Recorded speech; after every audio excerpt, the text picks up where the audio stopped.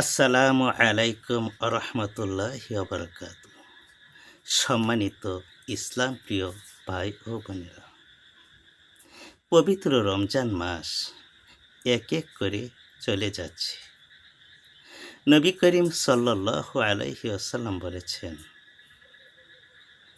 যে ব্যক্তি পবিত্র রমজান মাস পেয়ে নিজের গুনাহ মাফ করতে পারল না, তার পিতামাতার গুনাহ মাফ করতে পারল না, তার জীবনটাই মাটি হয়ে গেছে, তার জীবনটাই ধ্বংস হয়ে গেছে। পবিত্র রমজান মাসে আমরা যেন আল্লাহ রাব্বুল আলামিনের কাছে বেশি বেশি ক্ষমা চাই। আল্লাহ রাব্বুল আলামিন যেন আমাদের জীবনের, যৌবনের, জিন্দিগির সমস্ত গুনাহ আল্লাহ রাব্বুল আলামিন যেন আমাদেরকে মাফ করে দেন, ক্ষমা করে দেন।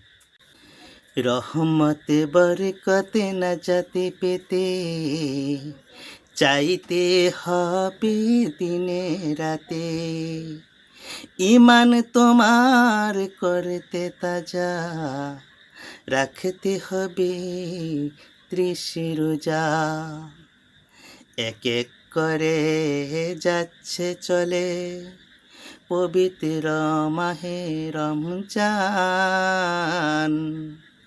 কি করে দিব আমি তার প্রতিদান। এক এক করে যাচ্ছে চলে পবিত্র মাহে রমজান, কি করে দিব আমি তার প্রতিদান। ক্ষমার আশায় আজও আমি তুলি 2 হাত, ক্ষমার আশায় আজও আমি তুলি 2 হাত। কবুল করো আল্লাহ তুমি আমার মোনাজাত, কবুল করো আল্লাহ তুমি আমার মোনাজাত। রহমত বরকতে নাজাতে পেতে চাইতে হবে দিনে রাতে, ঈমান তোমার করতে তাজা, রাখতে হবে 30 রোজা। বিধান মেনে পালন করুন পবিত্র মাহে রমজান, গুনাহ থেকে মুক্তি পাবেন, আখিরাতে সম্মান।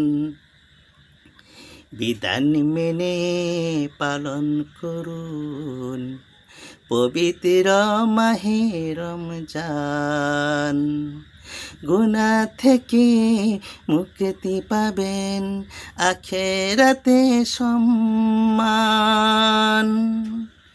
রমজান হলো ঈমানকে তাজা করার মহা সুযোগ,